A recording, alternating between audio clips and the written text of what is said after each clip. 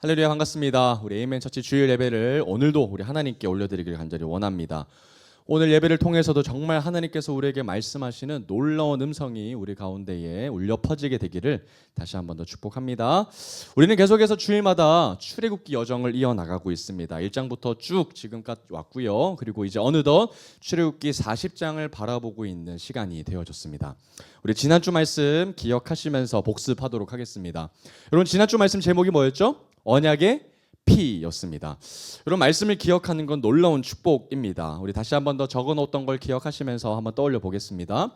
우리가 살펴보았던 출애굽기 24장은 어떤 내용이었죠? 하나님께서 우리에게 언약을 체결하셨던 놀라운 장면이었습니다. 특별히 장소가 나왔는데 그 장소가 어디였죠? 시내산이라고 하는 특정한 산이었습니다. 하나님께서는 이 모세를 필두로 해서 그들과 이스라엘 백성들과 언약을 이제 맺게 되시는데, 이번에는 좀 하나님께서 특별한 장면을 연출하셨던 것 같아요. 날마다 시내산에는 단 한 사람만 올라갈 수 있었습니다. 그 사람이 누구였죠? 모세라는 한 사람이었는데, 이번에는 모세뿐만 아니라 다른 사람까지도 함께 데리고 올라고 하시는데, 그 사람들이 누구였죠? 첫 번째 아론, 그 다음에 나답과 아비후가 있는데, 나답과 아비후는 누구였죠? 아론의 첫째 아들, 둘째 아들, 장남과 차남이었고요. 그리고 나머지 사람 70명의 무리가 있는데 그 사람이 누굽니까? 이스라엘을 대표하는 장로격입니다. 원로들이라고 생각하시면 좋을 것 같아요. 그래서 그 74명이 이제 시내산에 올라가서 하나님 앞에 서게 되는 그런 장면들이 연출이 됐던 것을 여러분들이 기억하실 겁니다. 그러면서 이제 모세는 시내산에 올라서 하나님 앞에 말씀을 받고 다시 시내산 밑자락에 내려가서 이스라엘 백성들에게 들었던 하나님의 말씀을 전하니까 이스라엘 백성들이 어떻게 반응합니까? 너무나도 쉽게 네, 모세요, 우리가 하나님의 말씀을 잘 지키겠습니다. 우리는 충분히 지킬 수 있습니다 라고 얘기했는데, 모세가 그 이야기를 듣고 어떻게 하죠? 소를 딱 잡고 피의 반은 어디다 뿌렸어요? 제단에 딱 뿌리고 나머지 피의 반은 이 대표들 이스라엘 장로들에게 피를 뿌리면서 피의 언약이 체결됐다라고 얘기합니다. 여러분, 피를 뿌리는 이유가 뭐였죠? 누구든지 언약을 배신하면, 배반하면, 위반하면 어떻게 해야 되겠다는 거예요? 지금 죽였던 이 동물의 피처럼 죽을 것이다 라고 해서 생명을 담보하는 언약이었다라는 겁니다. 그러면서 이제 양측은 서로 신실하게 언약을 지킬 것을 맹세하면서 하나님 앞에 서게 됐죠. 그리고 나서 74명은 다시 한 번 더 시내산에 올랐는데, 그때 뭘 봅니까?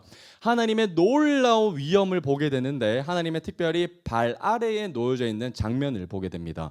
여러분, 그 장면이 얼마나 아름다웠던지 청옥을 편듯하고 하늘같이 정명하더라라고 하면서 제가 영어로 어떻게 표현했죠?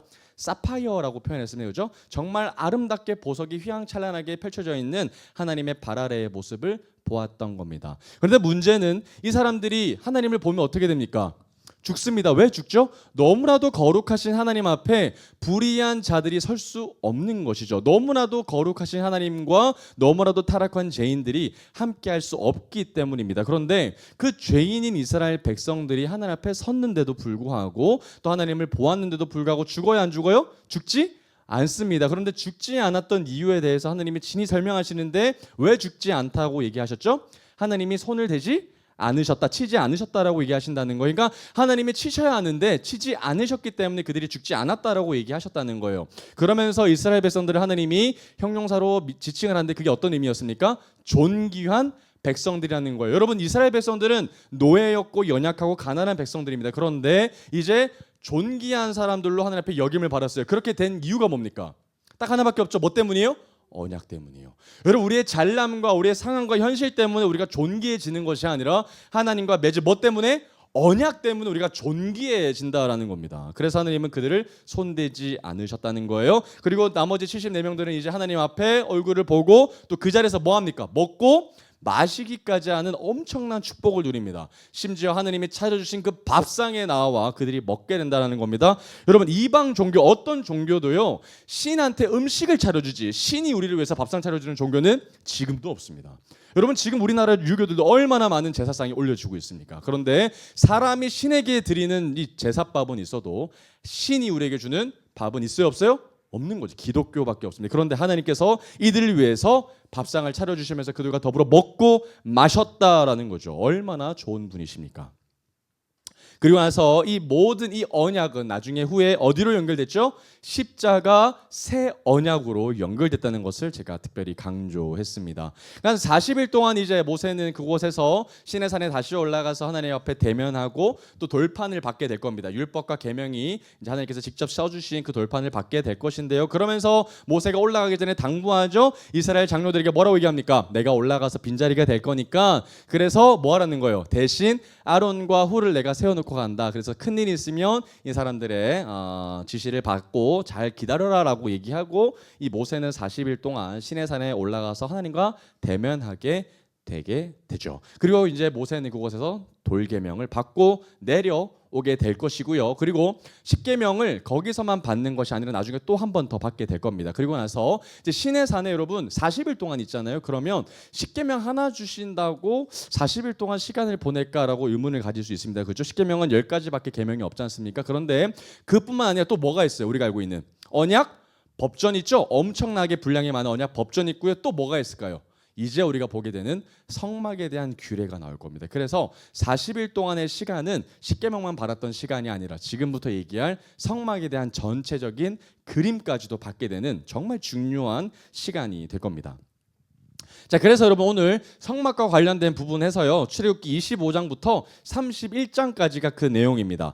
여러분 강해를 하면 한 절 한 절 다 쪼개서 볼 수 있습니다. 그래서 이것이 어떤 의미인지 다 볼 수 있는데 한 6장 정도 시간을 할애하면 여러분 지칩니다. 저도 지치고 재미도 없고 이것이 어떤 의미가 있는지 느낌이 없습니다. 그래서 하나님께서 오늘은 왜 우리에게 성막이라는 것을 주셨는가를 좀 초점을 맞추겠습니다. 왜냐하면 세세하게 하나를 찾아다 보면 전체 그림을 우리가 놓칠 때가 있어요. 그래서 성막을 왜 우리에게 주셨는지에 대해서 정말 정작 중요한 것을 놓치고 너무나도 지엽적으로 살펴보면 안 되기 때문에 그래서 오늘은 통으로 한번 보도록 하겠습니다. 그래서 25장부터 31장까지 우리가 나가야 되니까 여러분 오늘 정말 귀를 활짝 여시고 마음의 문을 여시고 순식간에 넘어갑니다. 그래서 여러분 잘 따라와 주시면 좀 좋을 것 같아요.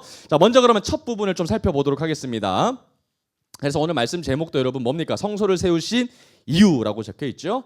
자, 그러면 오늘 첫 부분부터 오늘 좀 살펴볼 텐데 25장으로 한번 좀 보겠습니다. 그래서 성경을 오늘 좀 잘 보셔서 따라오셔야 됩니다.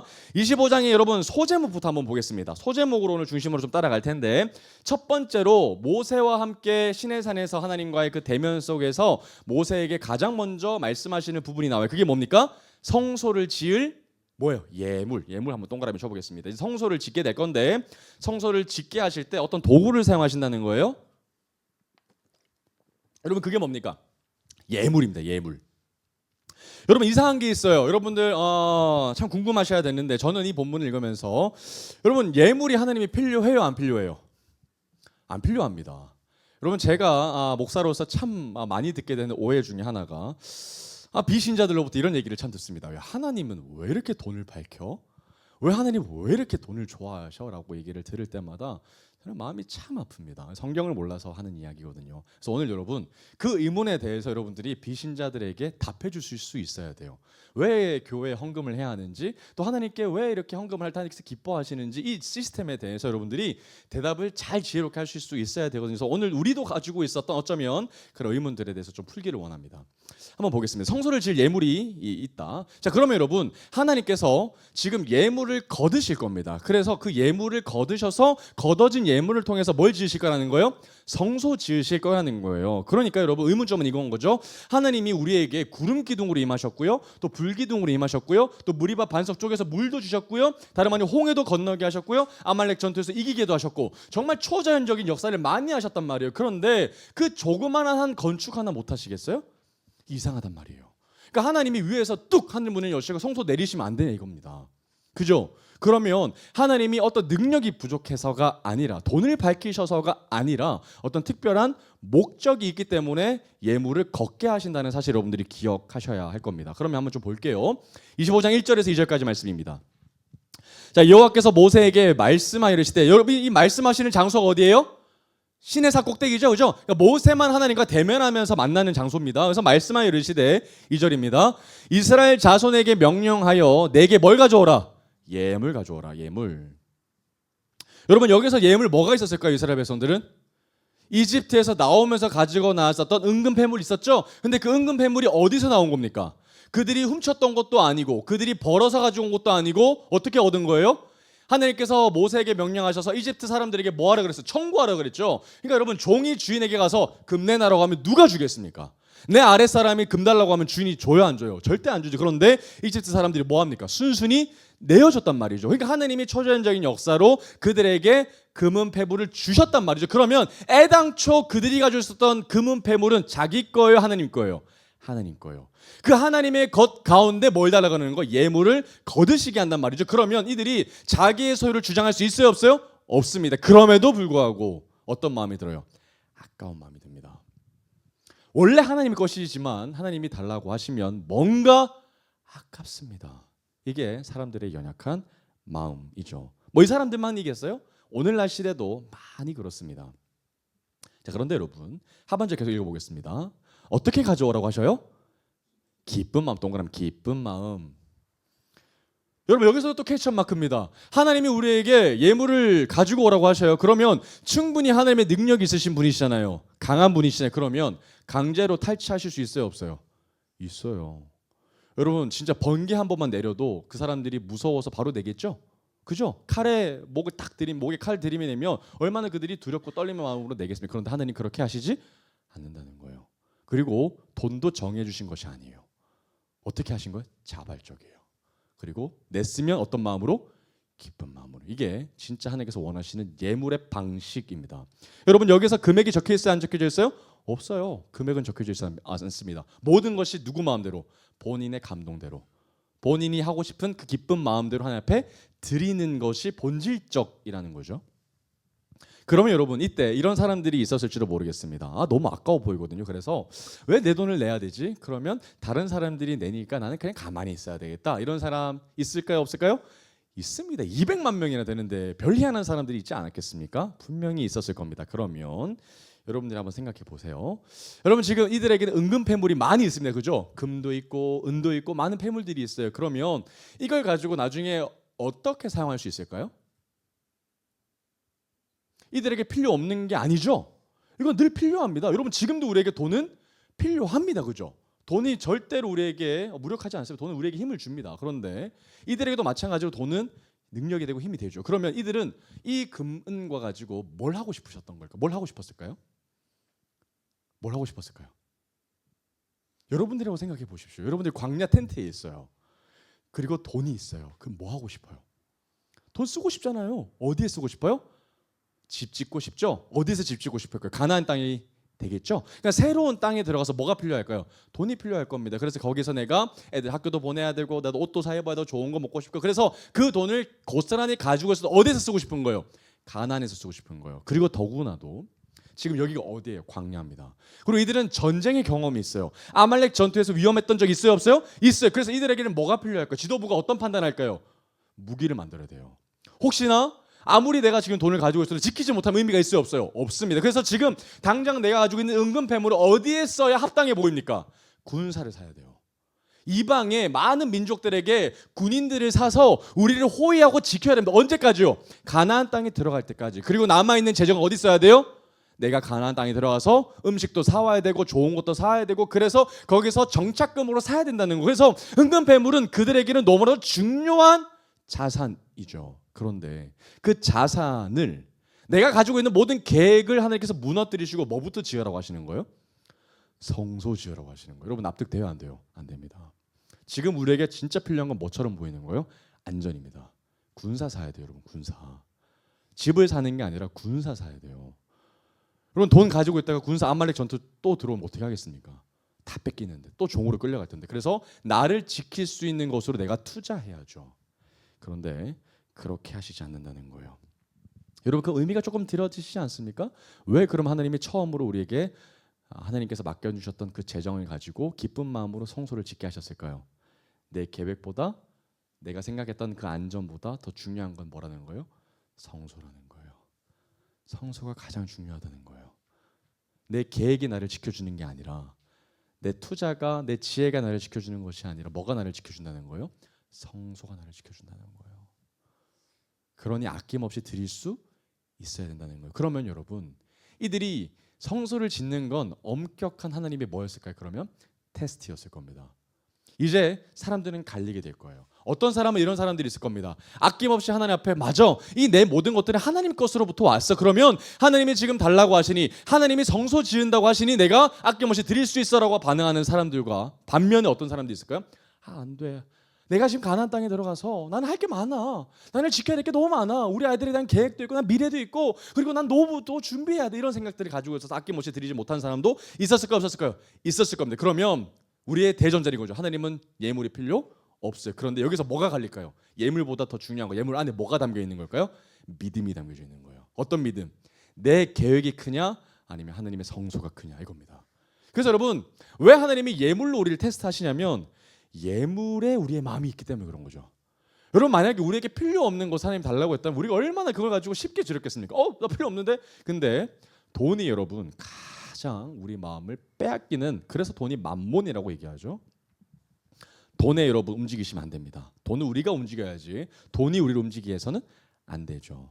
그래서 오늘 우리에게 하나님께서는 우리에게 말씀하시는 거예요. 예물을 가지고 와라. 그럼 테스트입니다. 그죠? 마음이 있나 없나. 내가 너희들 마음의 한가운데 들어가는 것을 너희가 동의하냐 안 동의하냐 이거 얘기하시는 거예요. 그러면서 여러분 오늘 우리 헌금 봉투에 보면 이 말씀이 좀 적혀 있습니다. 한번 같이 찾아볼게요. 고린도후서 9장 7절 보겠습니다. 고린도후서 9장 7절 신약 성경 295페이지 있습니다. 고린도후서 9장 7절 말씀입니다. 295페이지 신약 성경 295페이지에 있습니다. 고린도후서 9장 7절 아까 우리가 읽었던 그 말씀의 연장선상에서 이어지는 말씀입니다. 그래서 하나님은 그대로 계속해서 말씀하시는데요. 고린도후서 9장 7절의 말씀을 우리가 한번 같이 읽어보도록 하겠습니다. 9장 7절 읽어보겠습니다. 시작. 각각 그 마음에 정한 대로 할 것이요 인색함으로나 억지로 하지 말지니 하나님은 어떤 자를? 즐겨내는 자를 사랑하신다. 여러분 그 액수를 어떻게 정하라는 거예요? 마음에 정한 대로. 누가 정하는 거예요? 하나님이 정하시는 거예요? 본인이 정하는 겁니다. 감동되는 대로죠. 내 믿음의 분량대로. 그리고 어떻게 해야 됩니까? 인색함으로나 억지로 하지 말라는 거예요. 여러분 돈이 중요한 게 아니라 거기 뭐가 담겨 있는 거예요? 마음이 담겨져 있는 거죠.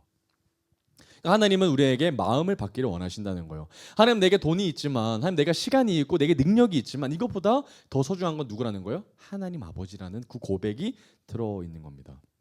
그래서 여러분 사실 돈은 언제나 우리에게 중요해서 하나님 앞에 드려야 되는 또 중요한 것이기도 하지만 이건 때때로 인생의 시기에 대해서 좀 달랐던 것 같아요. 여러분 청년의 때는 시간이 참 중요합니다. 그래서 청년의 때에는 돈보다 더 내기 어려운 게 시간입니다. 시간이 금이거든요. 그죠? 그리고 이제 40, 50대가 넘어가면 이제 돈이 좀 중요해지는 때가 되고요. 그리고 70대 정도 되면 이제 건강이 인생에서 가장 중요하기 때문에 건강을 하나님 앞에 드린다는 것은 정말 불가능한 이야기처럼 다가옵니다. 그래서 때때로 나의 인생 가운데 다가오는 어려움들은 좀 다른 것 같아요. 그래서 우상은 이 사람이 다르고 나도 다르고 다 다른 연약함이 다 있죠. 그래서 내 우상을 발견하는 것이 참 중요한 것 같습니다. 그래서 어쨌든 오늘 이 금으로 우리가 생각해야 되는 발견해야 되는 포인트는 바로 내가 이 성소에 하나님 앞에 아낌없이 내가 내 것을 드린다라는 개념이 하나님이 전제하시는 메시지라는 거죠. 그러니 성소를 주셨던 이유는 내 계획보다 더 중요하게 하나님이 생각하시라는 겁니다. 그죠? 내 계획이 나를 지키게 하는 것이 아니라 성소가 나를 지키게 한다. 그래서 너희들이 집중해야 될 것은 앞으로 다가올 너희들의 미래가 아니라 뭡니까? 우리와 함께 하실 하나님을 너희들이 신경 써야 된다. 이 얘기한다는 거죠. 그죠? 자, 그러면서 이제 25장 3절부터 쭉 가보도록 하겠습니다. 그러면서 하나님께서 이제 예물 목록들을 쭉 이렇게 알려주시는 장면이 나와요. 8절 한번 보겠습니다. 25장 8절입니다. 자, 오늘 말씀 읽었던 핵심 말씀이에요. 다시 한번 읽어보겠습니다. 25장 8절, 출애굽기 25장 8절 같이 읽어보겠습니다. 자, 시작. 내가 그들 중에 거할 성소를 그들이 누구를 위해서? 나를 위해서 지으라는 거예요. 그러면 여기서 중요한 포인트가 있으면 동그라미 쳐볼까요? 거할 성소, 거하다. 거할 성소, 거하다. 누가 거하신다는 거예요? 하나님이 거하신다는 거예요. 그럼 성소의 핵심 내용은 뭡니까? 하나님이 우리와 함께 하신다입니다. 성소의 핵심은 하나님이 우리와 함께 하신다. 그러면서 그들이 누구를 위해서 짓는 거예요? 나를 위에서 짓는 거예요. 그러면 여러분, 하나님이 원하시는 대로 강제적으로 짓게 하시는 것이 아니라 순전히 자발적으로 그들이 하나님을 위해서 짓는 것이라고 여러분들이 생각해야 한다는 겁니다. 그죠? 자발적으로 짓게 한다는 겁니다. 여러분, 여기서 또 포인트가 있습니다. 여러분, 하나님은 무섭게 해서요, 억지로 그들에게 성소를 짓게 하실 수 있어요, 없어요? 있습니다. 충분히 그분은 능력이 있으시기 때문에 번개 한번 떨어뜨리면 그들이 벌벌 떨면서 성소 짓지 않겠어요? 누가 군말을 달겠습니까? 그런데 그들이 그렇게 하는 게 아니라 자발적으로 성소를 짓게 하신다는 거예요. 왜 그렇게 하셨을까요? 쉽게 갈 수 있습니다. 하나님이 성소 딱 주고 예배라고 얘기하시면 이 말씀이 필요 없잖아요. 그죠? 뭐 예물을 드리라, 뭐 어떻게 치라, 이런 말 한 말도 필요 없습니다. 그런데 하나님이 그렇게 다 얘기하신다면 세세하게 오늘 6장에 걸쳐서 세세하게 다 얘기하셔요. 엄청 까다롭게, 엄청 섬세하게 얘기하시거든요. 왜 그렇게 하셨냐 이 말입니다.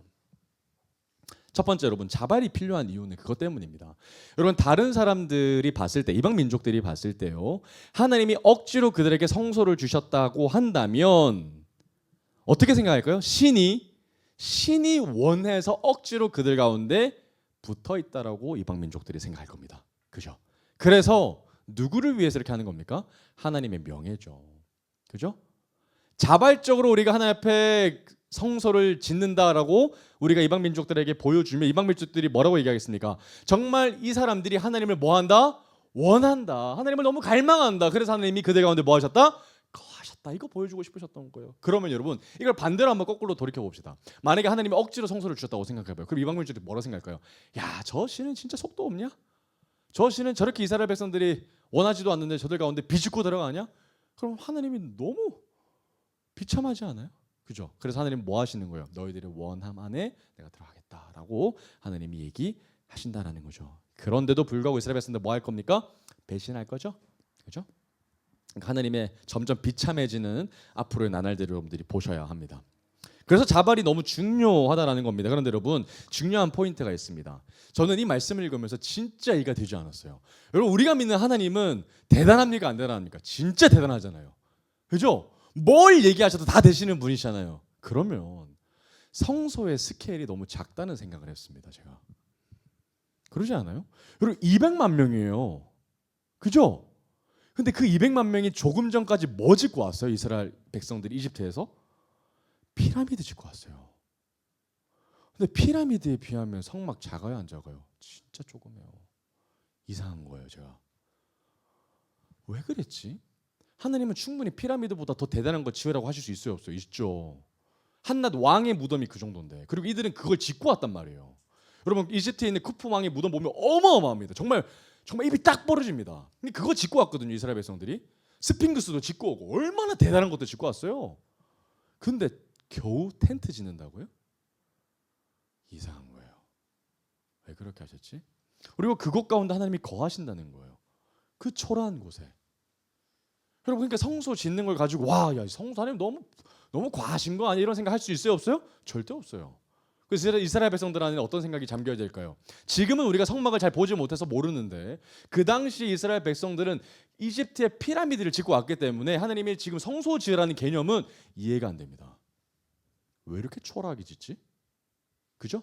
그러면서 우리가 예물 드리러 해봤자 얼마나 예물 갖고 왔겠어요? 이집트 피라미드 예배면 얼마나 가져왔겠어요? 그죠? 이상한 겁니다. 그래서 여러분, 이 이상함이 그대로 누구한테 마음이 이어지냐면 솔로몬한테 이어집니다. 한번 볼게요. 열왕기상으로 넘어가고 있습니다. 열왕기상 8장 13절 한번 찾아볼게요. 구약 성경 말씀입니다. 525페이지. 열왕기상 8장 13절 525페이지 구약으로 찾아가시면 됩니다. 열왕기상 8장 13절 525페이지입니다.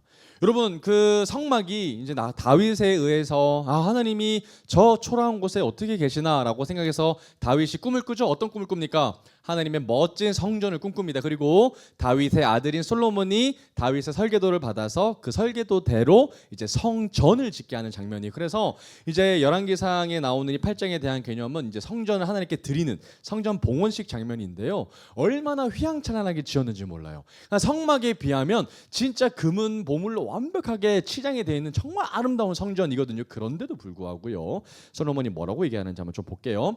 자, 먼저 13절 한번 보겠습니다. 8장 13절 뭐라고 얘기합니까? 내가 참으로 주를 위하여, 누구를 위하여? 주를 위하여. 아까 우리가 읽어봤던 출애굽기 말씀대로 이거는 누구를 위해서 짓는 겁니까? 나를 위해서 짓는다고 얘기했죠. 그래서 주를 위하여, 그대로 솔로몬이 하나님이 말씀하셨던 바를 그대로 가지고 오는 거예요. 주를 위하여 거하실 성전이죠, 그죠? 계실 성전이다. 하나님이 우리와 함께 하시는 성전이다라고 얘기한다는 거예요. 그러면서 뭐라고 얘기해요? 주께서 영원히 계실 뭡니까? 처소, 집이라는 거예요. 그걸 누가 지었습니까? 지금 이스라엘 백성들이 새롭게 성전 7 가운데 우리가 지었습니다라고 얘기하고 있는 거예요. 그런데 그 아름다운, 성막에 비교할 수 없을 정도로 아름다운 성전을 짓고 솔로몬이 뭐라고 얘기하는지 한번 보십시오. 27절 한번 보겠습니다. 8장 27절. 조금 밑으로 내려가셔서 27절 보겠습니다. 자, 뭐라고 얘기해요? 자, 하나님이 참으로 땅에 거하시리까. 하늘과 하늘의 하늘이라도 주를 용납하지 못하겠거든. 하물며 내가 건축한 이 성전이오리까. 여러분, 이게 무슨 말이에요? 아무리 우리가 아름답게 성전을 짓는다고 할지라도 우주 만물을 지으신 하나님이 들어갈 성전으로는 초라하다는 거예요. 그죠? 그럼 이 땅 가운데 얼마나 크게 짓는다고 하더라도, 그죠? 하나님이 모든 것을 지으셨는데 그분이 우리가 만든 그 피조 건축물에 들어간다는 건 말이 돼요, 안 돼요? 안 된다라는 거죠. 그래서 솔로몬이 그렇게 아름답게 지었지만, 야, 이거 이렇게 하나님이 계실 곳이 아니라는 거예요. 그죠? 그런데 솔로몬이 뭐라고 기도하는지 보십시오. 28절. 그러나 내 하나님 여호와여, 주의 종의 기도와 간구를 돌아보시며 이 종이 오늘 주 앞에서 부르짖음과 비는 기도를 들으시옵소서. 주께서 전에 말씀하시기를 내 이름이 거기 있으리라 하신 곳 이 성전을 향하여 주의 눈이 주야로 보시오며 주의 종이 이곳을 향하여 비는 기도를 들으시옵소서. 주의 종과 주의 백성 이스라엘이 이곳을 향하여 기도할 때에는 주는 그 간구함을 들으시되 주께서 계신 곳 하늘에서 들으시고 들으시사 사하여 주옵소서. 뭐 하는 거예요? 하나님이 도저히 초라한 성전에 계실 수 없으시지만 우리의 연약함과 우리의 불쌍함을 주께서 받아주셔서 우리가 기도할 때 하나님 뭐 해달라는 거예요? 응답해달라는 거예요. 그러니 하나님이 더 이상 절대로 계실 수 없는 초라한 성전이지만 하나님 부디 이곳에 계셔 주십시오라고 겸손하게 뭐 하는 거예요? 부탁하는 거죠. 여러분, 솔로몬이 이렇게 부탁할 수 있는 이유는 뭐 때문일까요? 하나님이 거기에 계시겠다고 약속하셨기 때문이죠. 그 말씀 때문에 이렇게 얘기하는 거지, 그 말씀이 없었으면 솔로몬이 함부로 성전 지을 수 있어요, 없어요? 없죠. 그죠? 그래서 하나님이 아주 초라하지만 그곳에 계셔 주시겠다고 하셨던 것이 아주 중요한 개념이라는 거죠. 그래서 주님이 계시는 성전이 그래서 너무 중요하다는 겁니다. 그러면 여러분, 이제 성소가 생겼어요. 그러면 여러분, 성소로 생김으로 말미암아 엄청난 혜택이 있습니다. 뭘까요? 신의 산에 올라갈 필요가 있어요, 없어요? 없다는 겁니다. 와, 여러분, 누구든지 하나님 앞에 나갈 수 없었습니다. 모세만 나갈 수 있었어요. 중보자만 나갈 수 있었어요. 그런데 그 어마어마한 2000m가 되는 상공, 해발 2000m가 되는 그 신의 산에 엄청난 간극을 하나님 뭐 하신 거예요? 무너뜨리시고 뭘 만들어 주신 거예요? 성소를 만들어 주신 거예요. 길을 만들어 주신 거예요.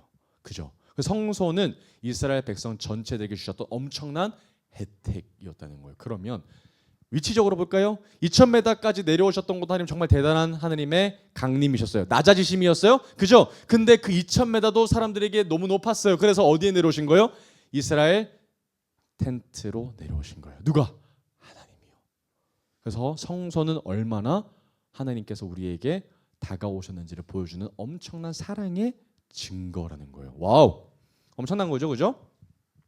그래서 이스라엘 백성들은 성소로 말미암아 하나님 앞에 나아갈 수 있는 길이 열렸다는 겁니다. 성소를 주신 것은 하나님이 우리에게 오셨다라는 상징이고요. 또 이스라엘 백성들이 하나님 앞에 나아갈 수 있는 길이 열렸다라는 상징이고, 이제 이스라엘 백성들과 하나님이 늘 함께 동행하시겠다는 엄청난 약속의 길이 열렸다라는 겁니다. 그런데 불안함이 있어요. 왜냐하면 여전히 어떤 문제가 있어요? 거룩한 하나님과 거룩하지 않은 백성들 간의 거리가 좁혀졌어요. 이제 함께 해야 돼. 동거해야 돼. 그러면 어떤 문제가 해결돼야 될까요? 죄 문제가 해결되는 거예요. 거룩한 하나님 앞에 나아갈 길이 열려야 하는 거예요. 하나님이 내려오셨는데 아무리 내려오셔도 나아갈 그 길이 막혀져 있는 거. 뭐 때문에? 죄 때문에. 너무 거룩하시기 때문에 도저히 우리의 죄를 가지고 하나님 앞에 나아갈 수 없어서, 그래서 뭐가 필요하다? 이 모든 간극을 뚫을 어떤 죄사함 시스템이 필요하는 거예요. 그래서 이제 뭐 얘기할까요? 제사가 나올 거예요. 제사가 뭡니까? 우리의 모든 죄를 가리워 줄 하나님의 속죄 방법이 나올 겁니다. 그래서 이걸 우리가 희생 제사라고 얘기하고요. 영어로 표현하면 sacrifice, 죽이는 거죠. 그러니까 나 대신 죽어야 될 동물, 무고한, 순전한, 순결한, 죄 없는 동물을 대신 죽임으로 말미암아 내 죄가 잠시 뭐해지는 거요? 가려지는 거죠. 그래서 그것 때문에 하나님 앞에 나아갈 수 있는 길이 열리는 겁니다. 그럼 이제 유대인들은, 앞으로 이스라엘 백성들은 계속해서 동물 잡으면서 하나님 앞에 길을 나아가게 되는 거죠. 속죄의 개념이 이제 보이게 될 겁니다. 자, 그런데요, 25장 9절 한번 보겠습니다. 이제 그런 제사 시스템에 대해서 이제 쭉 얘기하실 텐데요, 25장 9절 보면 별표 한번 쳐보겠습니다. 오늘 이 25장부터 31장까지 계속해서 반복되는 문구입니다. 뭐냐면 모세에게 말씀하신 하나님의 말씀이신데 이렇게 얘기하셔요. 무릇 내가 내게 보이는 뭐대로? 모양대로. 동그라미 모양대로 장막을 짓고 기구들도 그 뭐를 따라서? 모양을 따라서 지을지니라. 여러분, 누구한테 하시는 말씀이에요? 하나님이 모세에게 하시는 말씀이에요. 근데 진짜 중요한 포인트 뭡니까? 하나님께서 모세에게 앞으로 지어야 될 모든 그림을 뭐 하셨다는 걸까요? 9절 볼까요? 보이셨다. 그럼 모세가 성막을 어떻게 지을 수 있었던 걸까요? 그곳에서 뭘 본 거예요? 진짜 성소를 하나님이 보여주셨던 거예요. 누구에게? 모세에게. 와우, 엄청난 거죠? 그래서 그 본대로 지으라는 거예요. 네가 좋은 생각대로 더하지도 말고 그리고 감하지도 말고 오직 네가 본 그대로, 내가 말한 그대로 똑같이 재현해야 된다고 하나님이 당부하신다는 거예요. 그러면서 이제 하나님이 본격적으로 이제 짓게 하시는 장면이 나옵니다. 그럼 10절 한번 볼까요? 10절 보면 소제목이 나옵니다. 그게 뭡니까? 증거궤입니다. 언약궤. 이게 뭐예요? 앞으로 시내산에서 모세가 받게 될 법전입니다. 돌계명이에요. 그 두 돌판인데 그 돌판에 대한 이야기가 나옵니다. 여러분, 궤가 뭡니까? 짝궤죠. 그러니까 담을 수 없는 어떤 플레이스, 장소, 이 나무 상자를 지금 이제부터 만들 거라는 얘기입니다. 그래서 16절 한번 볼게요. 자, 이걸 만드는 16절 한번 내용 보겠습니다.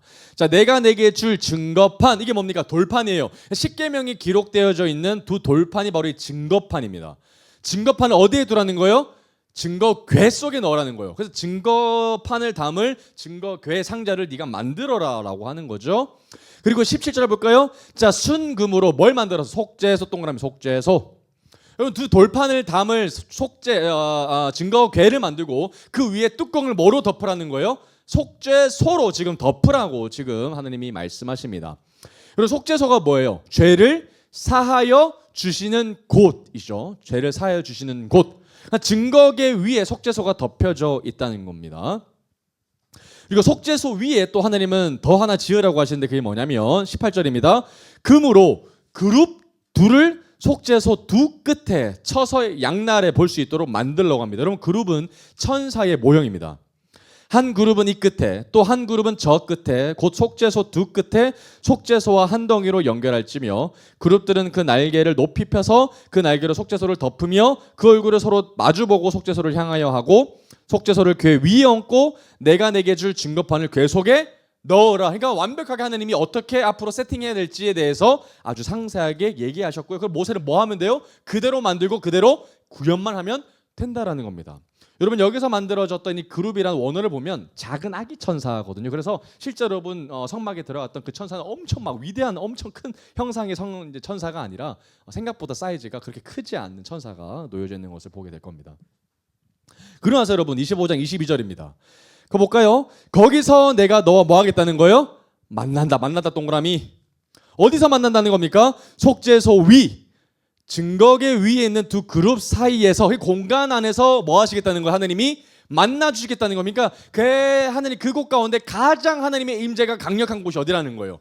속죄소 위, 그룹 사이, 그 공간 안에서 하나님이 강력하게 임하시겠다라는 겁니다. 내가 이스라엘 자손을 위하여 내게 명령할 모든 일도 그곳에서 바로 내가 명하겠다라고 얘기하실 겁니다. 바로 이 장소는 앞으로 성막에서도 가장 거룩한 장소라고 펼쳐지는 지성소가 될 겁니다. 홀리 플레이스가 될 겁니다. 그러면서 이제 하나님은 성소를 지금 보여주시고 구현하라고 얘기하실 하셨다라는 겁니다. 그럼 이제 더 이상 시내산에 갈 필요 없이 이제 성소에 나와서 하나님의 말씀을 들으면 된다라는 거죠. 그리고 이들은 계속해서 무빙할 겁니다. 계속 이것도 할 거고 저것도 할 거고 광야에서 40년 동안 돌 겁니다. 그때마다 항상 진 가운데 어디 뭐가 있는 걸까요? 성막이 계속 거기에 있게 되는 거죠. 어디에 가든지 항상 그들은 성막 중심으로 이동하게 될 겁니다. 엄청난 축복이죠. 그리고 계속 말씀 보면요, 하나님께서 이제 성소, 지성소를 끝내시고 성소에 뭘 두어야 할지에 대해서 말씀하십니다. 그러면서 뭐 그 안에 진설병을 두는 떡상도 만들라고 하시고요. 그 안에 불빛을 밝히는 등잔대도 만들라고 하시고 여러 가지 성막 기구도 만들라고 쭉 얘기하십니다. 이 여러분 눈으로 보고 싶지 않습니까? 그래서 제가 조만간 성막이 구현되어 있는 곳에 여러분들을 데리고 가서 실제로 성막을 좀 보여드리도록 하겠습니다. 그래서 여러분 쭉 눈으로 보시면 하나님께서 정말 세세하고 세밀하게 성막에 관련돼서 안에 뭘 설치해야 될지 그리고 어떻게 설치해야 될지에 대해서 다 조목조목 알려주시는 것이 나와 있습니다. 그리고 40절 볼까요? 25장 40절 또 한 번 얘기하셔요. 뭐라고 얘기하십니까? 너는 삼가 이 산에서 뭐해라? 내게 보인 양식대로 할지라. 여러분 하나님이 계속 뭐 하셔요? 강조하셔요. 다르게 짓지 말라고. 진짜 중요하다는 거죠. 성소 함부로 지면 안 됩니다. 성소는 진짜 중요하다라고 하나님이 계속해서 거듭거듭 얘기하신다는 거예요. 계속 보죠. 우리 26장으로 넘어가 보겠습니다. 여러분 26장 가보면 드디어 성막을 어떻게 만들어야 될지에 대해서 이제 본격적으로 설명이 나옵니다. 26장 1절 가볼까요? 1절 보겠습니다. 1절 보면 이런 말이 나와요. 너는 성막을 만들되 가늘게 꼰 배실과 청색, 자색, 홍색 실로 그룹을 정교하게 수놓은 10폭의 휘장을 만들지니 성막에 대한 얘기가 쭉 계속해서 나오는 것을 보고 있습니다. 그리고 여러분들 눈을 한번 보십시오. 이야기가 엄청 상세해요. 어떻게 만들어야 될지에 대해서 쭉 나옵니다. 그리고 26장 30절 볼까요? 또 나와요. 26장 30절 뭐가 나오죠? 너는 산에서 보인 뭐대로? 양식대로 성막을 세워라. 허투루 짓지 말라는 거예요. 벌써 3번 나왔어요, 여러분. 이 말씀이 엄해요, 안 엄해요? 진짜 엄합니다, 여러분. 잘못 지면 안 돼요. 그리고 32절로 가볼게요. 이제 장소를 좀 구분하십니다. 금 갈고리를 내 기둥 위에 늘어뜨리되 그 네 기둥을 조각목으로 만들고 금으로 싸서 네 은 받침 위에 둘지며 그 휘장동으로 휘장. 여러분 장소를 구분하기 위해서 지금도 뭘 설치합니까? 파티션 설치하고 커튼 설치하죠. 마찬가지로 그때도 장소를 구분하기 위해서 휘장, 커튼을 지금 설치하고 계시는 거예요. 휘장을 갈고리 아래에 늘어뜨린 후에 증거계를 그 휘장 안에 들여놓으라. 그 휘장이 너희를 위하여 성소와 지성소 또그라미 진짜 거룩한 장소인 지성소와 거룩한 장소의 성소를 지금 구분하고 파티션 치고 계시는 거예요. 그리고 너는 이 지성소에 있는 증거기 위에 속죄소를 두고 그 휘장 바깥 북쪽에 상을 놓고 남쪽에 등잔대를 놓아서 진설병과 뭐해라? 마주보게 만들라 이렇게 하고 있어요. 그리고 청색, 자색, 홍색 실과 가늘게 꼰 배실로 수놓아 짜서 성막문을 위하여 다시 휘장을 만들고 여러분 그 휘장 몇 개? 휘장은 2개입니다. 그러니까 가장 안쪽에 있는 안쪽 커튼 하나 그리고 바깥쪽에 있는 커튼 하나 이렇게 총 2개를 만들라라고 얘기하시죠. 그러면 나중에 예수 그리스도께서 십자가 달리셔서 죽으신과 동시에 휘장이 찢어졌을 때 휘장은 어디가 찢어졌던 걸까요? 바로 안쪽 커튼이 찢어진 거예요. 안쪽의 커튼이 찢어졌다는 것이 여러분들이 기억하셔야 될 포인트입니다. 그래서 여러분 지성소가 가장 거룩한 장소인데 지성소가 안에 뭐가 있었죠? 다시 기억하면 증거궤가 있었고 증거궤 안에 증거판이 있었고요. 그리고 뭐 나중에 얘기할 거지만 아론의 쌍난 지팡이도 있고 만나가 있고 그리고 그 위에 속죄소가 있고 그리고 그 위에 그룹들이 이렇게 서로 마주보고 있는 장소가 바로 이 가장 거룩한 장소 지성소가 있다라는 것을 여러분들이 기억하시고요. 그 바깥쪽에는 성소인데 성소에 뭐가 있어요? 진설병이 있고요. 맞은편에 이제 등잔대가 있다는 것을 여러분들이 볼 수 있습니다. 여러분 거기 왜 등이 필요했을까요? 커튼으로 싹 다 가렸기 때문에 등이 없으면 완전히 안막입니다. 그래서 아무것도 보이지 않기 때문에 거기에 불을 밝히는 거예요. 그리고 그 안에 있는 모든 기둥들이 뭐로 입혀져 있어요? 금으로 입혀져 있어요. 그러면 여러분 상상해 보십시오. 온 천장이 다 금입니다. 그리고 그 안에 불빛이 반짝입니다. 7개의 불이 메노라가 촛대가 딱 있어요. 그러면 그 불이 뭐 할까요? 전부 반사됩니다. 그러면 여러분 들어가 보시면 그 등 하나 있는데 그 안에 공간이 그냥 금으로 완전 반짝반짝 빛나는 금으로 휘황찬란하게 눈으로 다가옵니다. 물론 진짜 금으로 되어 있는 성막은 지금도 없습니다. 얼마나 비싸게 만들어지겠어요. 그래서 가짜 도금으로 입혀졌는데도 불구하고 엄청 반짝반짝 거린다 그래요. 그래서 제가 보고 엄청 거룩한 장소라는 생각이 많이 들었거든요. 그런데 하물며 도금된 이 금은 이게 빛이 투과가 잘 안 되는데, 반사가 잘 안 되는데 진짜 금은 얼마나 그 빛이 반사가 아름답게 빛났겠어요. 그래서 진짜 거룩한 장소를 하나님이 만들어 주셨다는 것을 여러분들이 기억하시면 될 것 같아요. 자, 그리고 나서 여러분 또 보겠습니다. 27장 8절 한번 가볼게요. 27장으로 가보면 여러분 이제 제단이 나옵니다. 여러분 제단 왜 필요했죠? 제사를 드리기 위해서는 제단이 필요했었죠. 그래서 속죄가 필요하기 때문에 이제 제단이 이제 필요한 말씀이 나옵니다. 그래서 제단 쭉 나오고, 그리고 27장 8절 보겠습니다. 또 한 번에 반복되는 말씀이 나오는데 뭐라고 나와요? 제단은 널판으로 속이 비게 만들되 산에서 내게 보인 대로. 그리고 이것도 함부로 만들면 돼요, 안 돼요? 안 됩니다. 계속해서 하나님이 강조하고 계시죠? 자, 그리고 이제 성막의 뜰 만들려고 하십니다. 이제 마당을 만들려고 하시거든요. 그래서 마당 안에 또 얘기하시고요. 또 성막 안에 등불을 꺼뜨리지 않고 계속해서 잘 피우라라고 하나님이 말씀하시는 장면도 나옵니다. 그리고 28장으로 넘어가 보면 제사장의 옷이 나와요. 제사장이 그냥 함부로 마음대로 옷을 입고 들어가는 게 아니라 특별하게 하나님께서 명하신 옷을 입고 들어가게끔 하시는데요. 그 옷도 참 아름다웠거든요. 한번 28장 내용을 살짝 보겠습니다. 1절에서 4절까지인데요. 너는 이스라엘 자손 중 내 형 아론과 그의 아들들, 곧 아론과 아론의 아들들 나답과 아비오 나오죠. 엘르아살과 이다말 셋째 넷째입니다. 그와 함께 내게로 나아오게 하여 나를 섬기는 뭘 행하라? 제사장 직분. 그럼 앞으로 제사장은 누구를 통해서 내려가게 되는 거예요? 아론 가문을 통해서 내려가게 될 겁니다.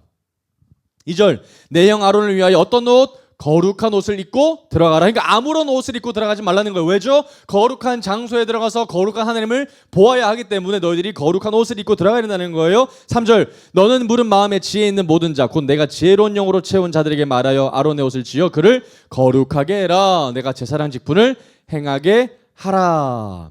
그들이 지을 옷은 이러하니 곧 흉패와 에봇과 겉옷과 반포 속옷과 관과 띠라. 그들이 내 형 아론과 그 아들들을 위하여 거룩한 옷을 지어서 아론이 내게 제사장 직분을 행하게 하라. 그러니까 여러분 제사장이 지금 하나님 앞에 나아갈 수 있는 이유는 뭐 때문이에요? 거룩한 옷을 입고 있기 때문에 앞에 나아갈 수 있다라고 얘기하고 계시는 거예요. 만약에 옷을 입고 들어가지 않으면 어떻게 되는 거예요? 죽는 겁니다.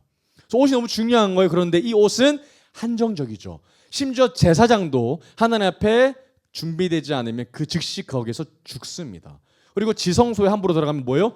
죽습니다. 아무리 거룩한 옷을 입고 있는다 할지라도 하나님의 말씀에 반하면 죽어요. 그런데 나중에 이 한정적인 옷은 누구로 말미암아 완벽하게 입게 되는 거예요? 그리스도 예수 그리스도의 의의 옷을 우리에게 입혀주심으로 말미암아 하나님 앞에 담대하게 나갈 수 있게 되는 거죠. 그래서 여러분이 모든 하나하나가 사실은 예수 그리스도를 예표하는 아름다운 그림인 것을 여러분들이 또 기억하시면 좋을 것 같아요. 자, 그리고 나서 여러분 제사장 옷에 한 문구를 새기라고 하시는데요. 28장 36절 보겠습니다. 자, 뭘 새기라고 얘기하셔요? 36절 보면 이런 말씀이 나와요. 너는 또 순금으로 패를 만들어 도장을 새기는 법으로 그 위에 새기되 뭘 적습니까? 여호와께 성결. 하나님 앞에 거룩할지어다라는 멘트를 적혀져 있는 그 패를 들고 나가야 된다는 거죠. 제사장들이 특히나 하나님 앞에 더 거룩해야 했다라는 것을 알려주는 이야기입니다. 자, 그리고 43절 볼까요? 자, 이 옷 안 입으면 어떻게 되는지 나옵니다. 아론과 그의 아들들이 회막에 들어갈 때나 제단에 가까이 하여 거룩한 곳에 섬길 때에 그것들을 입어야 죄를 짊어진 채 죽지 않는다. 안 입으면 뭐 한다? 죄 가운데 죽는다라는 거죠. 근데 입으면 죽지 않는다. 의의 옷이다라는 거죠. 그러나 한정적인 옷입니다. 자, 29장 보겠습니다. 자, 출애굽기 19장 15절에서 18절까지 보겠습니다. 그리고 나서 이제 제사장 직분에 대해서 어떻게 제사를 드려야 되는지에 대해서 또 나와요. 너는 또 순양 한 마리를 끌어오고 아론과 그의 아들들은 그 순양의 머리 위에 안수합니다. 자, 안수하는 이유는 뭐 때문일까요? 죄가 이동되는 거죠. 내 죄가 대신 이 동물에게, 죄 없는 동물에게 이동돼야 되기 때문에, 그래서 전문적인 용어로는 전가라고 합니다. 죄가 이동됐다. 전할 전자를 쓰는 거죠. 전해졌다. 죄가 이동됐다라는 거고요. 그래서 안수가 필요한 겁니다. 그리고 16절 너는 그 순양을 잡습니다. 죽입니다. 죽일 때는 목에다가 칼을 쑤셔 넣어요. 살아있는 채로 양을 잡는 거예요. 그 피를 가져다가 제단 위에 주위에 뿌립니다. 그리고 그 순양의 각을 뜨고 그 장부와 다리는 씻어 각을 뜬 고기와 그 머리와 함께 두고 어떻게 하냐면 그 순양 전부를 제단 위에 뭐 합니까? 태웁니다. 그죠? 불사릅니다. 이는 여호와께 드리는 번제고 향기로운 냄새다. 여호와께 드리는 화제다. 라고 얘기하십니다. 그러면 그럼으로써 말미암아 죄인의 그 더러운 냄새는 어떻게 되는 거예요? 가려지고 하나님 앞에 아름다운 향기의 냄새만 올려진다라는 개념으로 다가오면 되겠습니다. 38절부터 이제 또 보겠습니다. 29장 38절 보면 하나님 앞에 매일 드리는 번제가 나와요. 상번제에 대한 얘기가 나오는데요. 한번 지나가 보겠습니다. 38절 39절 보면 이런 얘기가 나와요. 내가 제단 위에 드릴 것은 이러하니라. 매일 1년 된 어린 양 2마리를 드려야 돼요. 그래서 한 마리는 언제 드려요? 아침에 드리고요. 또 한 어린 양은 언제 드려요? 저녁 때. 그러니까 아침과 밤으로 계속해서 양을 계속 잡아야 되는 거예요. 그러면 이스라엘 백성들의 역사 동안에 양이 얼마나 죽었겠습니까? 그죠? 양이 잡힌 수는 어마어마하겠죠. 그리고 이 시스템은 언제 마무리가 되는 거예요? 완전한 어린 양 되시는 예수 그리스도가 이 땅에 오심으로 말미암아 더 이상 어린 양을 잡지 않게 되는 거죠. 그래서 진짜 어린 양들에게는 예수 그리스도가 히어로죠. 더 이상 어린 양을 잡지 않죠. 근데 그 이유가 우리를 위해서 하셨던 것을 여러분들이 기억하시면 됩니다. 자, 그러면 여러분 이제 중요한 부분부터 좀 다루겠습니다. 이런 모든 세세한 규정들 얼마나 까다롭습니까, 여러분? 정말 지키기가 힘들고 또 이걸 어떻게 다 지키지? 얼마나 하나님 까다로우신 분이 이렇게까지 해야 돼? 라는 생각이 들지만 왜 이렇게 행하셨는지에 대해서 여러분들이 기억해 보겠습니다. 29장 42절로 한번 가볼게요. 이 모든 일들에 대해서 하나님의 마음이 드러납니다. 여러분 마음을 놓치면 하나님의 마음을 놓치면 우리가 오해합니다. 그래서 마음을 잘 알아야 돼요. 42절 볼게요. 29장 42절입니다. 이는 너희가 대대로 여호와 앞 회막 문에서 늘 드릴 번제라. 내가 거기서 너희와 뭐하고? 만나고 동그라미 만나고 내게 말하리라. 43절. 내가 거기서 이스라엘 자손을 뭐한다? 만난다 동그라미 만난다. 내 영광으로 말미암아 회막이 거룩하게 될지어다. 내가 그 회막과 제단을 거룩하게 하며 아론과 그의 아들들을 거룩하게 하여 내가 제사장 직분을 행하게 하여 내가 이스라엘 자손 중에 거하다 동그라미 거하다. 그들의 하나님이 된다. 46절. 그들은 내가 그들의 하나님 여호와라서 그들 중에 뭐한다? 거한다 동그라미. 그들을 애굽 땅에서 인도하여 낸 줄을 알리라. 나는 그들의 하나님 여호와이다. 그리고 하나님이 성막 왜 주시는 것 같아요? 만나고 싶으신 거예요. 그죠? 그리고 성막은 우리에게 힘듦을 주는 게 아니라 번거로운 절차를 주는 게 아니라 진짜 하나님 우리 만나고 싶으셨던 거예요. 여러분 그럴 필요 있어요? 없어요? 하나님이? 없어요. 하나님 왜 우리 만나요? 아무런 가치도 없고 살려놓으면 배신 때리고 이방 신들에 나서 엎드리는 그런 패역한 백성들인데 왜 만나요 우리를? 근데 하나님이 우리 너무 만나고 싶대요. 너무 만나고 싶대요. 그래서 하나님 우리에게 뭐 주신다고요? 성소 주신다는 거예요. 여러분 이게 하나님의 본심입니다. 성소를 주신 이유는 하나님이 우리를 너무 보고 싶으셔서 너무 만나고 싶으셔서 그리고 우리에게 말씀해 주고 싶으셔서 말입니다. 계속 볼까요? 30장입니다. 여러분 30장 8절 9절 보면 분향할 제단에 관한 이야기가 나와요. 여러분 좀 포인트인데 이거 한번 넘어가 보겠습니다. 또 저녁 때에 등불을 켤 때에 살을 찌니 이 향은 너희가 대대로 여호와 앞에 끊지 못할지며 너희는 그 위에 다른 향을 사르지 말며. 이거 뭡니까 이거? 하나님 앞에 드려야 할 그 향을 이제 드리게 되는데요. 다른 향 드리면 돼야 안 돼요? 안 됩니다. 정확한 배합을 알려주신 대로만 해야 되는데 이거 나중에 어겨가지고 죽은 사람 있죠? 누굽니까? 우리가 봤던 나답과 아비후. 우리 통성경 때 봤어요. 나답과 아비후가 하나님 앞에 다른 불을 들여가지고 그 자리에서 죽거든요. 그럼 여러분 여기서 좀 풀리게 됩니다. 왜? 하나님이 다른 불 한번 들였다고 거기서 비참하게 죽을 필요까지 있었을까? 하나님이 그렇게 엄하셔야 했던 것일까? 를 생각해 보면 좀 이해가 되는 부분이 이제 좀 있습니다. 나머지 끝부분 보면서 같이 풀어볼게요. 또 이어서 물두명도 좀 알려주시고요. 이제 거룩하게 손 씻는 장면이 이제 나옵니다. 그리고 관유 만들어서 기름 만들어서요 성막 모든 기구에 바르게 하셔요. 그래서 거룩하게 만드시는 장면이 나오고요. 향을 만들라라고 하시면서 37절 38절에 뭐 거룩한 향 만들고 또 냄새 맡으려고 만드는 사람들이 있다면 반드시 죽을 것이다 라고 하면서 또 엄격한 모습에 대해서 이야기가 나옵니다.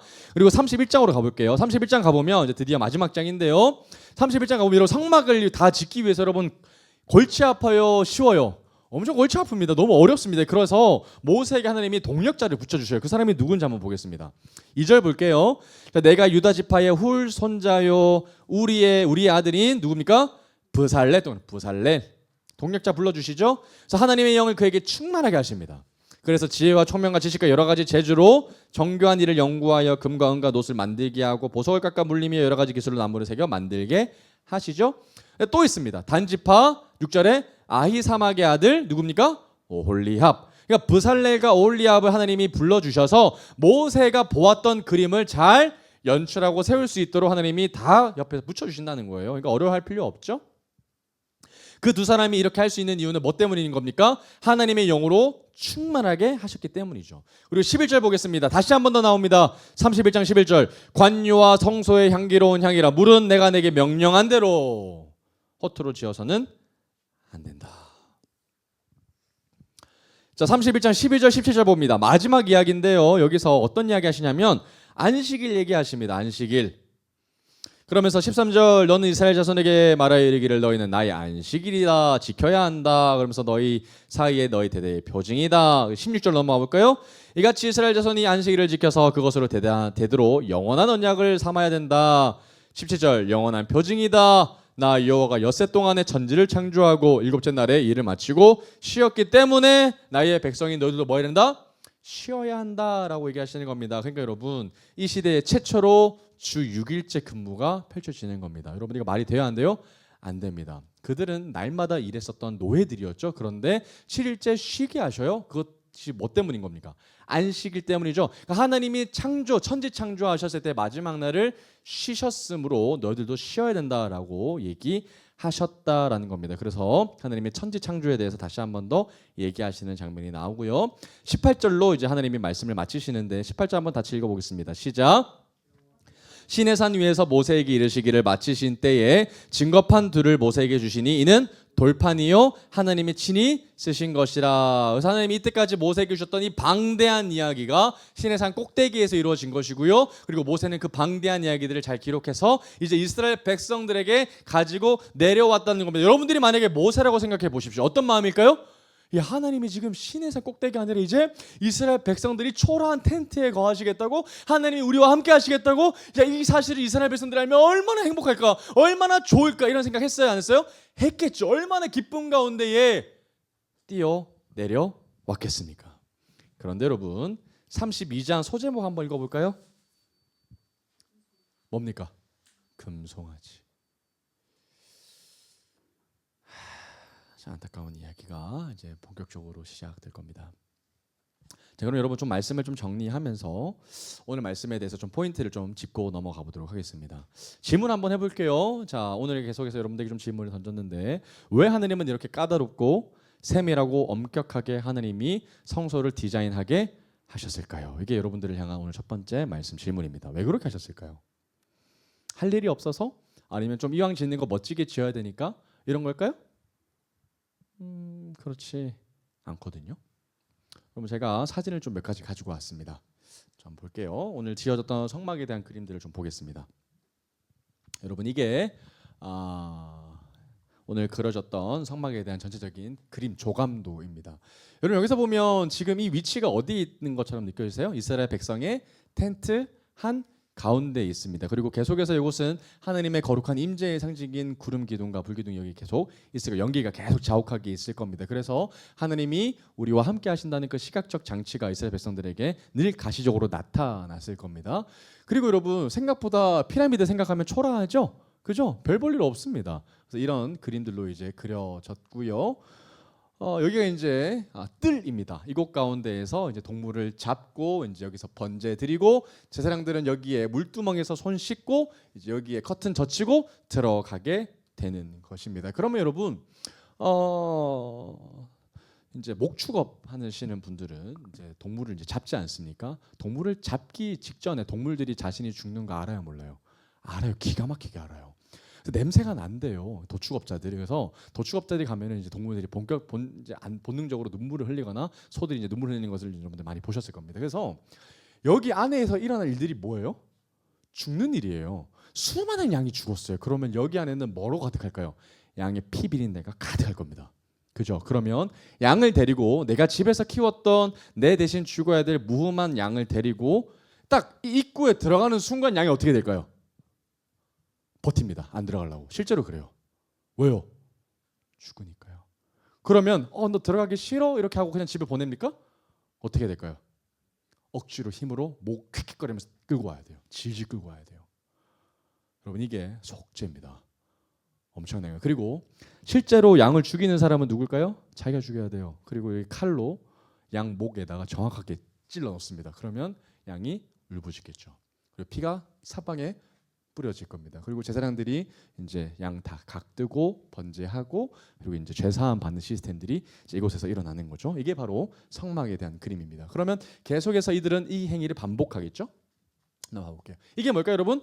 이제 안에 이 장소에 들어가면 바로 처음으로 보이는 이 불빛이 바로 이 메노라라고 하는 등잔대입니다. 몇 개 있어요? 7개 있죠. 그리고 여러분 이게 실제로 이스라엘에 가보면 진짜 순금으로 된 이 메노라가 있습니다. 물론 모조품이죠. 그런데 이 모조품이 방탄유리로 이제 한 가운데 있거든요. 그래서 최근에 이거를 이제 훔치려고 금값이 오르면서 이스라엘에 있는 난민들이 막 훔치려다가 경찰에 잡혔다는 뉴스를 최근에 제가 봤습니다. 그래서 이런 재밌는 이야기들도 있고요. 그리고 반대편에 뭐 있어야 되죠? 그러면 이제 진설병이 있어야 된다는 거 여러분이 기억하시죠? 그래서 이렇게 진설병의 떡이 올려져 있고 나중에 이 진설병을 일주일마다 교체해요. 그래서 교체하면 그 버려지는 그 빵은 누가 먹을까요? 제사장들이 먹습니다. 그리고 나중에 이 열왕기상 보면은 다윗이 도망갈 때 이 빵을 먹었다는 기록이 이제 있습니다. 가보고 여기는 어딜까요? 지성소 가장 거룩한 장소 안에 들어가 보면 이런 이제 모습이 나와요. 그래서 법궤 안에 이제 속죄 증거궤 안에 법궤가 들어가게 있고요. 그리고 뚜껑이 바로 속죄소 그리고 천사들이 두 날개가 이렇게 덮어져서 천사가 생각보다 사이즈가 크지 않죠? 작죠? 아기 천사기 때문에 그렇습니다. 여기서 속죄소에서 하나님이 임하시겠다고 약속해 주셨습니다. 그럼 다시 이스라엘 백성들이 어떻게 합니까? 양을 들고 이제 끌고 들어갑니다, 그죠? 그리고 성전 뜰 안에서 이런 여러 가지 일들 하고요. 제사장 손 씻고 그리고 이제 향기 올리고 분향 제단하고 이런 이제 커튼 젖히면 이런 모습들이 나와요. 나와 보겠습니다. 자 그리고 여러분 제사장 옷도 함부로 입으면 안 되고 이렇게 제대로 갖춰서 입고 들어가야 합니다. 그래서 여기 보면 메노라 반대편에 진설병이 있죠, 그죠? 그리고 여기에 이제 지성소, 그다음에 성소 이렇게 되는 장면을 여러분들이 보실 수 있습니다. 까다롭죠, 엄청 까다롭습니다. 자, 그러면 여러분 다시 제가 왜 이렇게 세세하고 까다롭게 하나님께서 우리에게 성막을 주셨는가 하는 점입니다. 자, 이 질문에 답하기 위해서는 이 문제가 해결돼야 됩니다. 하나님이 거룩하시죠. 우리는 거룩하지 않습니다. 그러면 어떻게 우리가 동거할 수 있을까 이겁니다. 너무 깨끗한 분과 너무 더러운 우리가 동거할 수 있는 방법이 있어요, 없어요? 없습니다. 그러면 뭐가 필요할까요?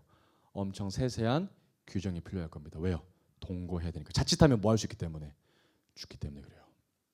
그러면 여러분 하나님께서 그렇게 세세하게 규정을 만드셔서 길을 열어 놓으셨다면 그 길은 하나님이 우리에게 주셨던 엄청난 길이죠. 그래서 허투루 그 길을 함부로 여기면 돼야 안 돼요? 안 됩니다. 그리고 잘못해서 그 절차를 어기면 돼야 안 돼요? 안 됩니다. 그래서 하나님이 계속해서 엄하게 얘기하셔. 그렇게 하지 않으면 너희들이 나한테 나올 수 있는 길이 있다 없다? 없다는 거예요. 없다는 거예요. 그래서 엄청 세밀하게 하나님께서 그 길을 만남을 준비하고 계신다라는 겁니다. 순전히 누구 때문에 이거 제도 만드신 거예요? 우리 때문에요. 여러분 이 모든 그림이 하나님이 즉흥적으로 주신 게 아니잖아요. 모세에게 이미 모든 그림을 다 주셨어요. 모든 성소를 하나님이 보여주셨단 말이에요. 그러면 하나님은 오래전부터 그 그림에 대해서 마음이 있으셨고요. 이스라엘 백성들을 만나시기 위해 오래전부터 준비하고 계셨던 겁니다. 그죠? 그러면 그 준비는 우리들 때문에 그렇게 규정이 많아질 수밖에 없었다는 겁니다. 여러분 심지어 지금 우리나라의 한 대통령이 아니면 미국 대통령이 지금 정말 위험한 땅인 나라에 간다고 생각해 보시죠. 하물며 이란의 대통령을 만나러 간다고 생각해 보시죠. 그럼 어떻게 하겠어요? 절차가 까다로울 거야, 안 까다로울 거야? 진짜 까다로울 겁니다. 엄청 까다롭죠? 그래서 미리 호위 옆에 있는 군인들이 가서 다 점검할 겁니다. 저격할 수 있는 장소에 미리 다 가서 모든 이 안전 시스템을 확보한 다음에 대통령이 마지막으로 들어간단 말이에요. 그래서 일반 백성들과 대통령이 만난다는 건 여러분 보통 절차가 아니에요. 근데 하물며 하나님과 이스라엘 백성들이 만나려면 얼마나 까다로운 규정이 필요해서 하물며 그런데 이걸 우리가 어떻게 까다롭다라고 얘기할 수 있겠습니까? 그래서 이걸 바꾸셔야 돼요. 어떻게 해요? 하나님이 우리를 만나시기 위해서 그분이 준비하셨던 하나님의 세밀한 마음인 거예요. 그래서 여러분 이게 까다로우면 까다로울수록요 우리는 그만큼 하나님 앞에 나아갈 수 없었던 사람이었어요. 그런데 그 길을 하나님이 뭐 하셨다?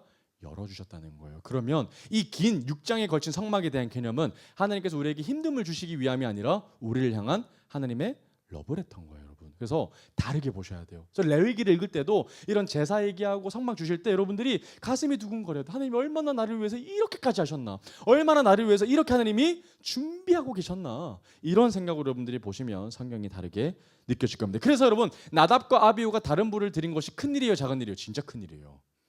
하나님이 정말 세밀하게 다 알려주셨는데도 불구하고 그거를 우습게 여기면 돼야 안 돼요? 안 되죠. 그래서 나답과 아비후가 그런 일들을 경험하게 됐다라는 겁니다. 그런데 진짜 우리가 받아들일 때 극심한 문제가 뭡니까? 하나님은 우리를 만나시기 위해서 준비하고 계셨어요. 그죠? 엄청난 준비를 위해서 하고 계셨습니다. 그런데 문제는 이스라엘 백성들은 뭐 준비하고 있었다는 겁니까? 금송아지 준비하고 있었다는 겁니다. 여러분, 이게 우리의 본질적인 죄성입니다. 하나님은 우리와 만나고 싶어 하시지만 우리는 금송아지를 만들겠다고 하는 죄인들이거든요. 하나님은 우리와 함께 살기를 원하시지만 우리는 여전히 다른 신들을 원하고 있다라는 겁니다. 그러면 하나님 궁극적으로 이게 뭐 주시고 싶으셨던 걸까요? 아무리 양을 잡아도 해결되지 않는 우리의 죄성을 하나님은 단번에 해결하시기 위하여 그분은 우리에게 하나님의 아들이신 예수 그리스도를 주신 겁니다. 오늘 말씀 한번 보겠습니다. 요한복음으로 가볼게요. 요한복음 1장 14절입니다. 오늘 말씀의 하이라이트 되는 말씀이에요. 요한복음 1장 14절. 요한복음 1장 14절. 142페이지 있습니다. 신약성경 142페이지. 요한복음 1장 14절. 한번 같이 읽어보겠습니다. 시작. 말씀이 육신이 되어 우리 가운데 거하심에 우리가 그의 영광을 보니 아버지의 독생자의 영광이요 은혜와 진리가 어디에 비추어야 될까요? 거하심에 거하다. 여러분, 이거 어디서 많이 자주 봤던 단어예요? 우리가 아까 금방 읽었던 출애굽기 말씀이죠. 근데 놀라운 건요, 요한이요, 그냥 하나님이 그냥 여기 있다라는 흔한 헬라어 단어를 쓰지 않았어요. 헬라 원어를 보면 다른 의미가 있습니다. 제대로 번역하려면 이렇게 번역해야 돼요. 말씀이 육신이 되어 우리 가운데 거하심이라는 단어보다 우리 가운데 장막을 치셨다라고 번역해야 됩니다. 와우. 우리 가운데 거하심이라는 단어는 장막을 치셨다는 원어 의미가 있어요. 그러니 여러분, 말씀이 육신이 되어 우리 가운데 거하셨다는 말은 우리 가운데 뭐가 되셨다는 겁니까? 친히 그분이 성막, 성전이 되셨다라고 하셨다는 거예요. 놀라운 이야기죠. 그래서 여러분, 이 한계적인 시스템, 이 복잡한 시스템이 이제 예수 그리스도로 말미암아 단번에 사함으로 길을 열어주셨다는 것이 바로 예수 그리스도의 절정으로 나타났다라는 겁니다. 요한복음 2장 19절로 가볼까요? 요한복음 2장 19절입니다. 요한복음 2장 19절에서 21절까지. 그러면 예수님이 스스로 자신을 성전이라고 얘기하셔야 돼요, 안 해야 돼요? 해야 되죠. 우리만 이렇게 추측하면 안 되죠. 그래서 예수님이 하셨던 직접 말씀을 보겠습니다. 19절 20절 뭐라 그럽니까? 예수께서 대답하여 이르시되 너희가 이 성전을 헐라 내가 사흘 동안에 일으키리라. 유대인들이 이르되 이 성전은 46년 동안에 지었거늘 네가 3일 동안에 일으키겠냐 하더라 했는데, 그러나 뭐라 그러셔요? 예수는 성전된 자기 육체. 이게 뭡니까? 성막, 성소, 성전이죠. 예수는 이 땅 가운데 새 성전으로 오셨습니다. 이 모든 말씀을 이제 정리해 볼게요. 말씀으로 보겠습니다. 히브리서로 가보겠습니다. 히브리서 8장 1절 2절 가보겠습니다. 신약 성경 360페이지에 있어요. 히브리서 8장 1절에서 2절까지입니다. 히브리서 8장 1절에서 2절.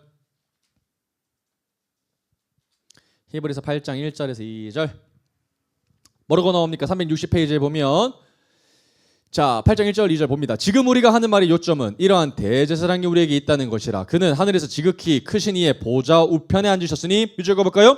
성소와 참 장막 동그라미, 참 장막에서 섬기는 이시라. 이 장막은 누가 세우셨다고요?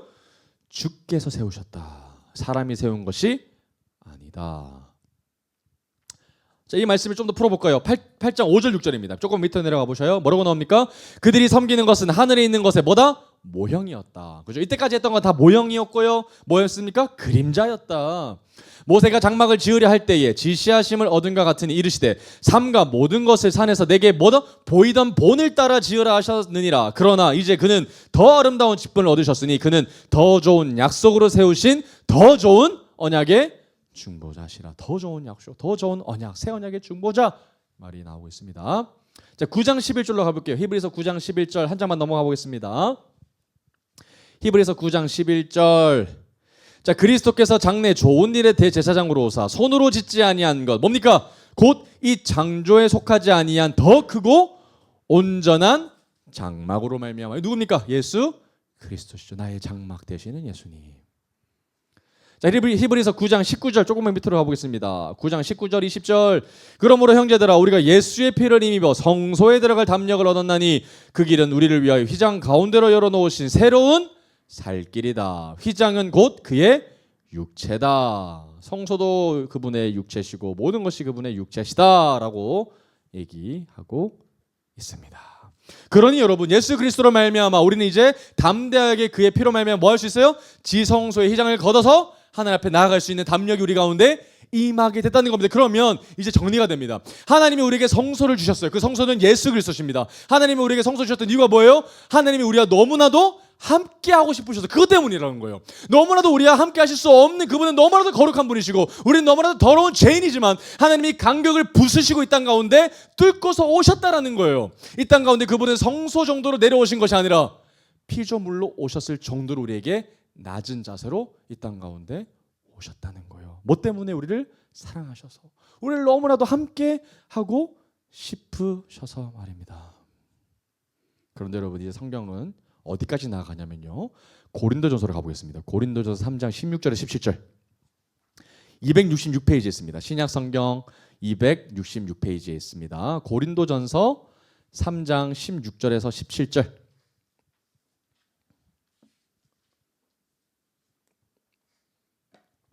고린도전서 3장 16절에서 17절. 뭐라고 나옵니까? 너희는 너희가 하나님의 동그라미 성전. 와우. 우리가 이제 뭐래요? 하나님의 성전이래요. 하나님의 성령이 너희 안에 계시는 것을 알지 못하느냐? 누구든지 그래서 하나님의 성전을 더럽히면 하나님이 그 사람을 멸하시리라. 하나님의 성전은 거룩하니 너희도 그래야 된다. 예수님의 성전이셨는데 이제 누구도 성전입니까? 우리도 성전입니다. 당신도 성전입니다. 왜 이게 가능한 걸까요? 이제 누구와 우리가 함께 하고 있기 때문에 예수님이시죠. 예수님이 우리와 함께 하시기 때문에 하나님이 우리와 함께 하신다면 그곳은 하나님의 처소가 되겠고요. 하나님이 거룩한 성전이 된다는 겁니다. 여러분 그러니 우리가 어디에 있든지 무엇을 하든지 항상 우리는 하나님의 성전인 것을 기억해서 우리 항상 예배자로 서야 된다는 것은 당연한 이야기가 되겠죠. 자, 그럼 마지막으로 여러분 마지막 한 말씀만 더 찾아보겠습니다. 이 말씀을 모두 정리하려면 마지막 끝에 장막이 한 번 더 나와야 돼, 안 나와야 돼요? 요한계시록에 나와야 됩니다. 새 장막을 완벽하게 우리에게 주실 하나님의 미래적 예언이 나와야 되죠. 말씀 찾아보겠습니다. 요한계시록 21장 3절 말씀. 21장 3절 420페이지 있습니다. 마지막 성경의 거의 끝에 있습니다. 420페이지 요한계시록 21장 3절 말씀입니다. 요한계시록 21장 3절. 이 모든 이야기를 하나님이 정리하시면서 마지막 그 끝날에도 너에게 장막이 있을 것이다 라는 그 이야기가 우리 가운데 선포될 것입니다. 21장 3절 말씀 같이 읽어보겠습니다. 요한계시록 21장 3절 말씀입니다. 시작. 내가 들으니 보좌에서 큰 음성이 나서 이르되 보라 하나님의 장막이 사람들과 함께 있음에 하나님이 그들과 함께 계시리니 임마누엘 하나님입니다. 그죠? 마지막 그 새하늘과 새 땅 가운데서도 하나님의 장막은 언제나 우리와 함께 있을 것이다. 그래서 뭐가 어떤 일이 벌어집니까? 그들은 하나님의 백성이 되고 하나님은 친히 그들과 함께 계셔서. 여러분 진짜 하나님이 원하시는 건 뭐예요? 우리와 함께 하시는 겁니다. 임마누엘. 그죠? 세상 가운데 버려진 고아 같은 인생이 아니라 너는 하나님의 것이야. 너는 내 것이야. 너는 하나님의 자녀야. 너는 나와 함께 있어야 돼. 그 하나님의 절절한 사랑의 러브레터가 이 출애굽기 25장부터 31장까지 무려 장편으로 적혀져 있다는 것을 여러분들이 보게 되실 겁니다. 그러니 까다로우면 까다로울수록 하나님이 얼마나 그 간극이 멀어 있었는지 그리고 그 멀어진 간극을 하나님이 얼마나 좁히셨는지를 우리가 느낄 수 있는 하나님의 놀라운 마음이라는 겁니다. 그러니 여러분 절대로 하나님이 까다롭다더니 하나님이 돈을 좋아한다는 이런 이상한 소리를 하는 것이 아니라 진짜 하나님의 우리를 향한 그 마음을 깨달음으로 말미암아 진짜 하나님 앞에 우리 역시 신실한 주님의 자녀로 살아가게 되기를 주님 이름으로 축복합니다. 아멘. 이제 우리는 고아가 아니라 여러분들은 하나님의 아들이시고 하나님의 딸이시니 그 안에서 진짜 아들됨과 딸됨을 누릴 수 있게 되기를 주님의 이름으로 다시 한번 더 축복합니다. 아멘. 오늘 말씀을 기억하면서 우리 찬양 부르시고 우리 기도하며 나가겠습니다.